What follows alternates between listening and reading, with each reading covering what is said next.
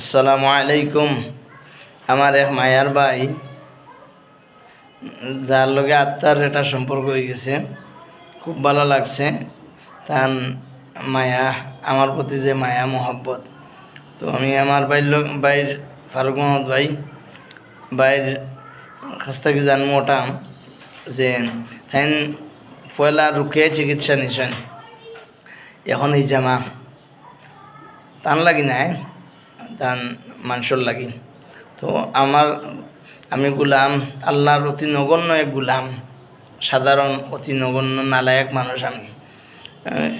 আমার সেবায় রুকিয়া চিকিৎসা ও হিজামা চিকিৎসা পাইয়া দেন কতটুকু সন্তুষ্ট, তার কাছ থেকে অনুভূতি শুনবো ইনশাল্লাহ।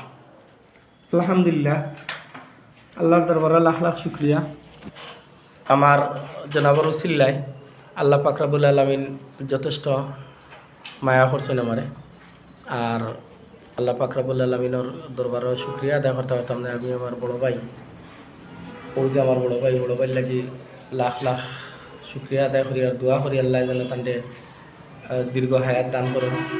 আর আমার মতো আরও মানুষ যে আইলে তানোর গেছে তাই যাতে আমারে যেরকম যে করছিল ওরকম সকলের কর্তা আর সকলেও আইতা ইনশাল্লাহ।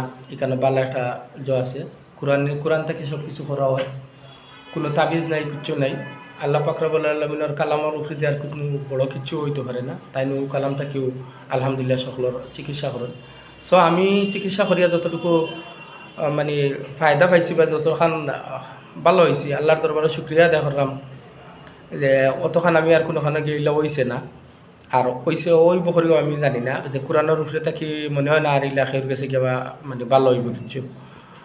তো আমি সকলেরও কত কইমু যারা জিনগ্রস্ত আসন বা জিন জাদু এসে বিভিন্ন তাত আসন, আলহামদুলিল্লাহ আমার বাইরে কাছে আইলে ইনশাল্লাহ একটা ফায়দা পাইয়া যাইবা। ও পর্যন্ত আমার শেষ। ধন্যবাদ। আপনার খুব সুন্দর করে আপনার অনুভূতি ব্যক্ত করার জন্য অসংখ্য ধন্যবাদ ফারুক মাহমুদ ভাই। আসসালামু আলাইকুম।